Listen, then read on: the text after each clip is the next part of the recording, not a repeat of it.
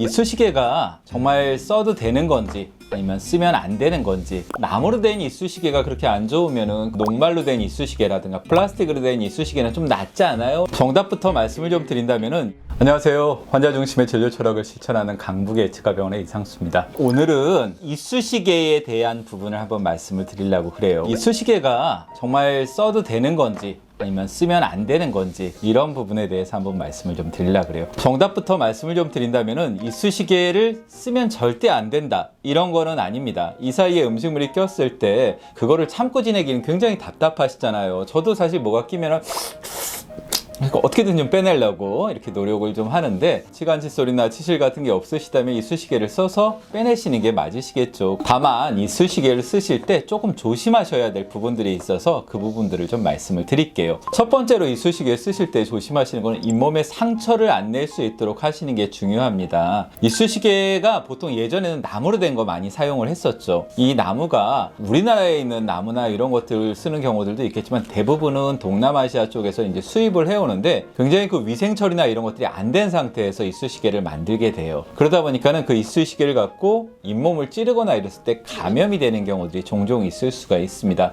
특히나 이쑤시개를 쓸 정도로 이 사이가 벌어지셨다면은 이미 어느 정도 치주 질환이 진행되고 있는 상태이기 때문에, 그 상태에서 이렇게 이쑤시개를 찔러갖고 피가 나거나 이러면은 상처를 입었다고 생각을 하셔야 돼요. 피가 나면 10중 8구는 균이 우리 몸속에 들어갈 수가 있어요. 그래서 그런 부분들을 조심을 하셔야 된다는 말씀을 드리고, 사실 양치하실 때 피나고 이런 부분들 같은 경우에는 꼭 이쑤시개 뿐만이 아니라 치간 칫솔 같은 거 쓰실 때도 좀 주의를 하셔야 돼요. 대부분 우리가 이렇게 위에서 아래쪽으로 집어넣는 경우들이 많아요. 그러다 보니까는 잇몸을 찌를 확률이 굉장히 높아요. 잇몸을 안 찌르고 그러면 이쑤시개를 쓰려면 어떻게 하느냐? 위에 차 같은 경우에는 위에서 아래쪽으로, 밑에 차 같은 경우에는 밑에서 위쪽으로 집어넣으셔야지 잇몸을 찌르지 않고 넣으실 수가 있어요. 이거는 치간 칫솔 쓰실 때도 똑같은 경우이기 때문에 그런 것들을 좀 생각을 하시면서 쓰시면 도움이 좀 되실 수가 있고요. 간혹 물어보실 때, 나무로 된 이쑤시개가 그렇게 안 좋으면은 녹말로 된 이쑤시개라든가 플라스틱으로 된 이쑤시개는 좀 낫지 않아요? 라고 말씀을 하시는 경우들이 좀 있을 수 있습니다. 물론 나무로 된 것보다는 조금 더 위생적으로 이렇게 제작이 됐을 수는 있겠지만은 크게 차이는 없을 것 같아요. 왜냐하면 유통하는 과정 중에 오염이 될 수도 있고, 역시 또 잇몸을 찌르거나 이랬을 때는 꼭 이쑤시개에 묻어있는 균이 아니더라도 우리 입안에 있는 세균들이 또 침투를 할 수가 있거든요. 그래서 그걸 조심을 하시는 게 필요하고요.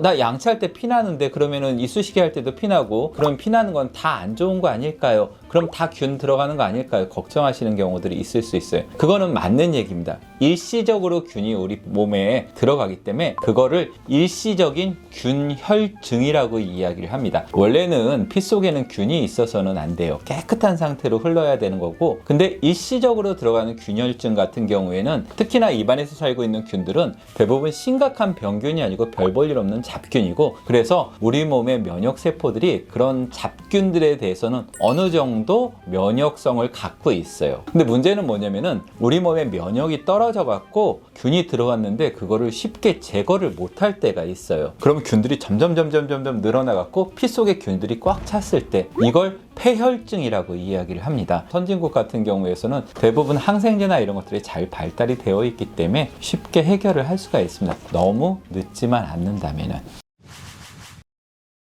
가끔 이쑤시개 쓰면은 이제 이 사이가 자꾸 벌어지니까는 쓰면 안 돼요, 이런 얘기들 하시는 경우들이 있는데, 사실 이쑤시개나 치간 칫솔을 쓴다 그래서 이 사이가 더 벌어지지는 않습니다. 말 그대로 그건 일시적인 거고, 그러니까 이 사이가 점점 벌어지게 만들려면은 지속적인 힘을 지속적으로 줘야 돼요. 교정이라는 게 바로 그런 거거든요. 이 철사가 펴지는 힘이 서서히 가해지기 때문에 그런 것들이 가능하고, 다만 이거를 해갖고 잇몸에 염증이 생겼어요. 여기가 부었다. 그러면은 이 염증이 점점 커지면서 지속적으로 치아를 밀 수가 있어요. 그래서 그럴 때는 잇몸이 벌어질 수가 있습니다. 특히 치간 칫솔 쓰실 때 그런 질문 많이 하시는데, 절대 그런 일은 없습니다. 치간 칫솔은 오히려 치아에 도움이 되는 거고, 당연히 저도 치간 칫솔 항상 사용을 하고 있고요. 그럼 마찬가지로 블랙 트라이앵글 같은 문제점도 없는 거겠네요. 그렇죠. 블랙 트라이앵글 같은 경우도 많이 물어보시는데, 블랙 트라이앵글이라는 게 결국에는 잇몸이 내려가서 이 사이가 벌어졌다는 얘기거든요. 그게 꼭 치간 칫솔이나 아니면 뭐 이쑤시개를 사용을 해서 생겼다기보다는 잇몸 염증이 지속적으로 있었기 때문에 그런 것들이 생기는 거죠. 물론 말씀드린 것처럼 치간 칫솔이나 이쑤시개를 갖고 잇몸에 상처를 입혀서 그래서 잇몸 염증이 시작되거나 이런 것까지 생각을 한다면 그것도 연관을 시켜서 생각을 할 수 있지만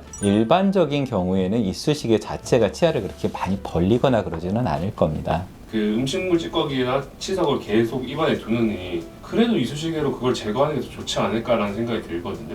만약에 음식물이 껴갖고 지금 당장 답답해 죽겠다 이런 상태라면은 이쑤시개 써서 빼시는 게 맞으실 거예요. 근데 그런 정도가 아니라면은 굳이 나오면서 이쑤시개 쓰실 필요는 없어요. 제가 봤을 때는 그것보다는 차라리 그냥 양치 한번 하시는 게 낫지 않을까 싶고, 뭐 매번 밥 먹고 양치하면 그게 제일 좋지만 현실적으로 그게 불가능할 때도 굉장히 많지 않습니까? 제가 항상 얘기하는 거는 하루에 한 번 주무시기 전에만이라도 깨끗하게 해라. 그러면은 도움이 될 거다. 이런 말씀을 좀 드리는 거고, 치과 의사들이 이런 얘기를 잘 안 해요. 왜냐면은 야 가뜩이나 양치 안 하는데 치과 의사가 대놓고 양치 낮에 안 하셔도 돼요. 밤에 한 번만 하세요. 이렇게 얘기하면 더 양치 안 할 거 아니야. 그래서 치과 의사들이 다 알면서도 그런 얘기를 안 해줍니다. 솔직하게. 그래서 이걸 보시는 분들도 내가 그거 보니까는 야 저녁 때만 하면 된대. 낮에 안 해도 된대. 이렇게 생각하지 마시고 웬만하면은 하는 게 기본이고 정 안 되면 하루에 한 번 주무시기 전에라도 양치를 좀 해주십사. 그렇게 말씀드리는 거라고 정리를 해주세요.